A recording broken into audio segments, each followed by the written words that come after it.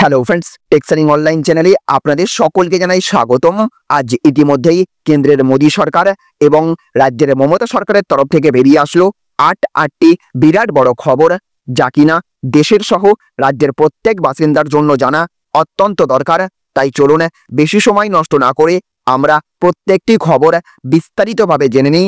আর তার আগে আপনাদের কাছে ছোট্ট একটা অনুরোধ, অবশ্যই ভিডিওটিকে লাইক করবেন, সঙ্গে সঙ্গে সকলের কাছে ভিডিওটি দেখার পর শেয়ার করবেন। আর যদি আপনি আমাদের চ্যানেলে নতুন হয়ে থাকেন তাহলে চ্যানেলটিকে সাবস্ক্রাইব করবেন। ভিডিওটি যদি আপনি ফেসবুক থেকে দেখে থাকেন তাহলে অবশ্যই আমাদের পেজটিকে ফলো করবেন। আর আপনি এই মুহূর্তে দেশের কোন রাজ্যের কোন জেলা থেকে এই ভিডিওটি দেখছেন অবশ্যই আপনার এলাকার নাম কমেন্ট বক্সে লিখে জানিয়ে দেবেন। তো দেখুন, আজকের প্রথম খবরেই বলা হচ্ছে জেপিসিতে পাস ওয়াকআপ বিল, 14টি সংশোধনের নির্দেশ কমিটির। তো যৌথ সংসদীয় কমিটিতে পাস হয়ে গেল ওয়াকআপ বিল। গত আগস্টে যে বিল পেশ করা হয়েছিল সেই বিলে 14টি সংশোধনী প্রস্তাব করেছে কমিটি।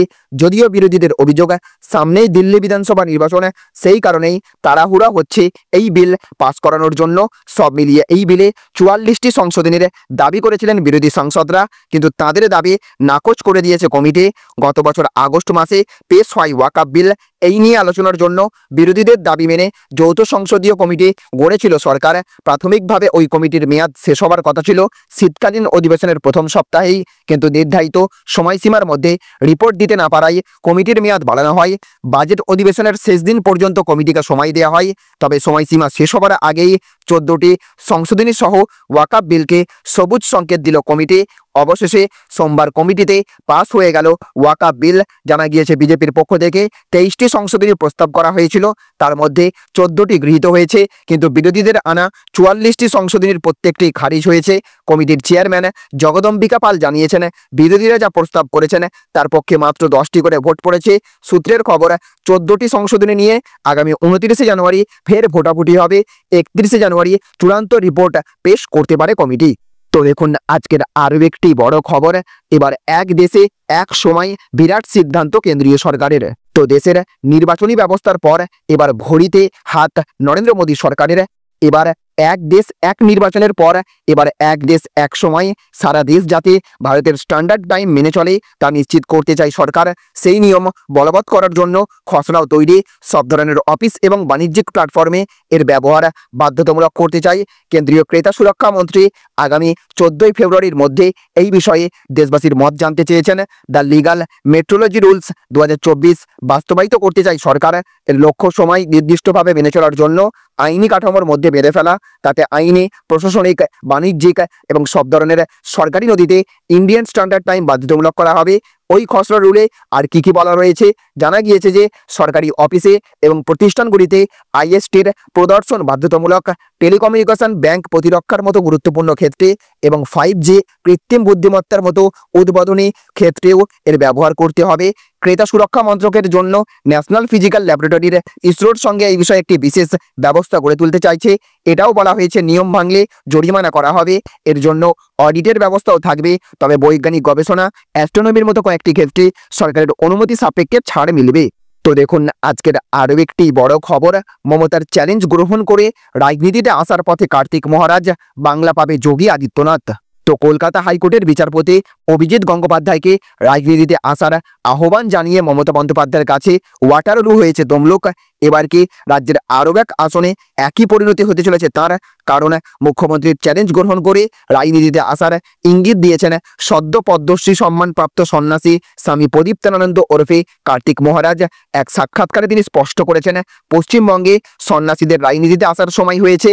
তবে কি আসন্ন নির্বাচনে বিজেপির পতাকা হাতে ময়দানে দেখা যাবে তাকে? এই ব্যাপারে অবশ্য এখনই কিছু বলতে নারাজ তিনি। কার্তিক মহারাজ বলেছেন, সন্ন্যাসীদের অনেকে পিছন থেকে রাজনীতি করছেন। রাজনীতি হলো সব থেকে বড় নীতি, কিন্তু এখন রাজনীতি নোংরা হয়ে গিয়েছে। একজন বলছেন আমরা 70%, বাকিদের কেটে ভাগীরথীতে ভাসিয়ে দেব। একজন বলছেন সংখ্যা বাড়াও, সনাতনীদের রক্ষা করার জন্য সন্ন্যাসীদের রাজনীতিতে আসার সময় হয়েছে। তবে যে দল দেশের সংবিধান রক্ষা করবে, সনাতনীদের পাশে দাঁড়াবে, আমি তাদের পাশে থাকব। কার্তিক মহারাজের কথাই স্পষ্ট, বিজেপির দিকেই ইঙ্গিত করছেন তিনি।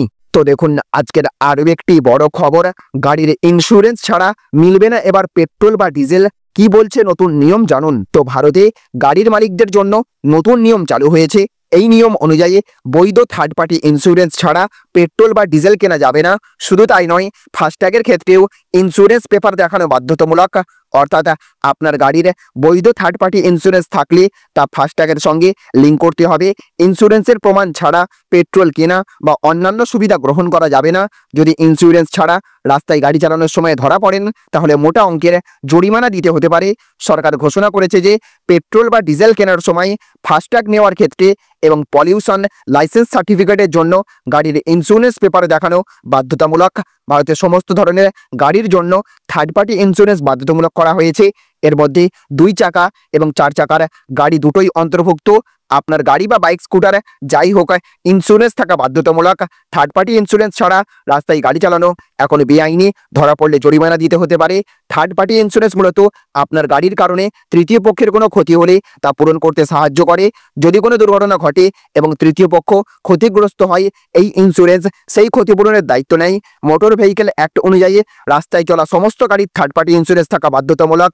নতুন ইন্স্যুরেন্স কেনার সময় সরকার ফাস্ট্যাগের সঙ্গে বৈধ third party insurance policy link করাও বাধ্যতামূলক করেছে। তো দেখুন আজকের আরও একটি বড় খবর।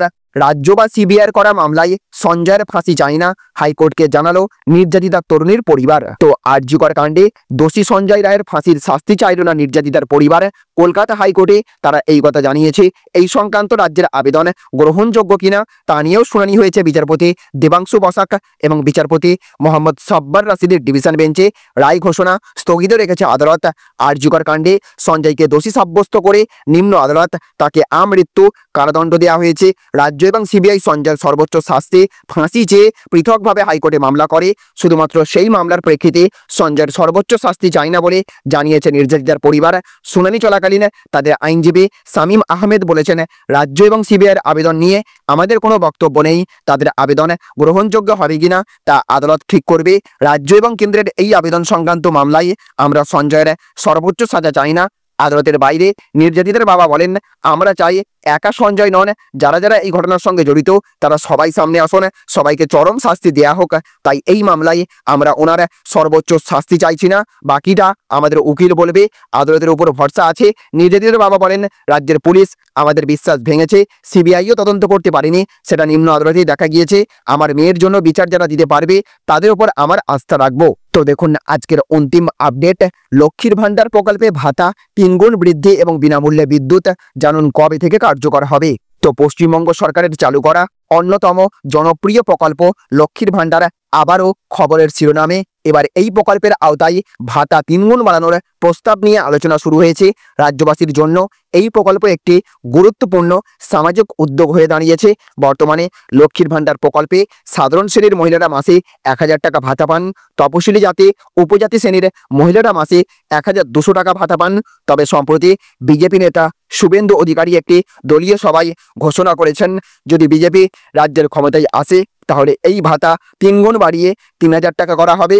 শুভেন্দু অধিকারী আরও জানিয়েছেন, বিজেপি ক্ষমতায় এলে মহিলাদের ভাতা বাড়ানোর পাশাপাশি রাজ্যের প্রতিটি বাড়িতে বিনামূল্যে বিদ্যুৎ সরবরাহ করার উদ্যোগ নেওয়া হবে। এই ঘোষণা সাধারণ মানুষের মধ্যে ব্যাপক আলোচনার জন্ম দিয়েছে।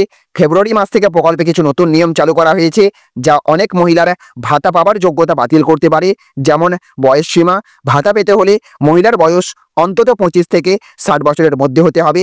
ব্যাংক অ্যাকাউন্টের ধরনেও পরিবর্তন হয়েছে। শুধুমাত্র সিঙ্গেল অ্যাকাউন্টধারীরা ভাতা পাবেন, যৌথ অ্যাকাউন্টধারীরা এই প্রকল্পের আওতায় আর ভাতা পাবেন না। ব্যাংক অ্যাকাউন্টের সঙ্গে আধার কার্ড লিঙ্ক এবং কেওয়াইসি জমা বাধ্যতামূলক করা হয়েছে, না হলে ভাতা বন্ধ হয়ে যাবে। যারা অন্য সরকারি প্রকল্পের সুবিধা নিচ্ছেন বা সরকারি চাকরিতে কর্মরত তারা আর এই প্রকল্পের ভাতা পাবেন না।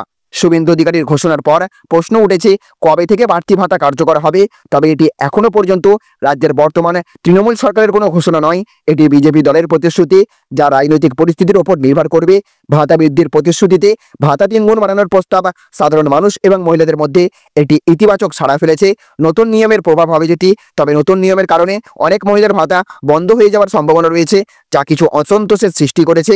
লক্ষ্মীর ভান্ডার প্রকল্প পশ্চিমবঙ্গের মহিলাদের জন্য একটি গুরুত্বপূর্ণ সামাজিক উদ্যোগ, ভাতা 3 গুণ বৃদ্ধির প্রতিশ্রুতি এবং বিনামূল্যে বিদ্যুৎ সরবরাহের ঘোষণা রাজ্যবাসীর কাছে একটি বড় সুখবর। তবে নতুন নিয়ম এবং রাজনৈতিক পরিস্থিতির উপর নির্ভর করবে প্রকল্পের ভবিষ্যৎ। এই পরিবর্তনগুলো কিভাবে সাধারণ মানুষের জীবনে প্রভাব ফেলবে তা সময়ই বলে দেবে। তাহলে ফ্রেন্ডস, বুঝতে পারলেন, এই ছিল আজকের কয়েকটি গুরুত্বপূর্ণ আপডেট। এই ভিডিওটি আপনাদের যদি ভালো লেগে থাকে তাহলে অবশ্যই ভিডিওটিতে একটা লাইক করবেন এবং অবশ্যই ভিডিওটিকে রাজ্যের সমস্ত মানুষের কাছে শেয়ার করে সকলকে জানার সুযোগ করে দেবেন। ভালো থাকবেন, সুস্থ থাকবেন। Thank you friends, thank you for watching.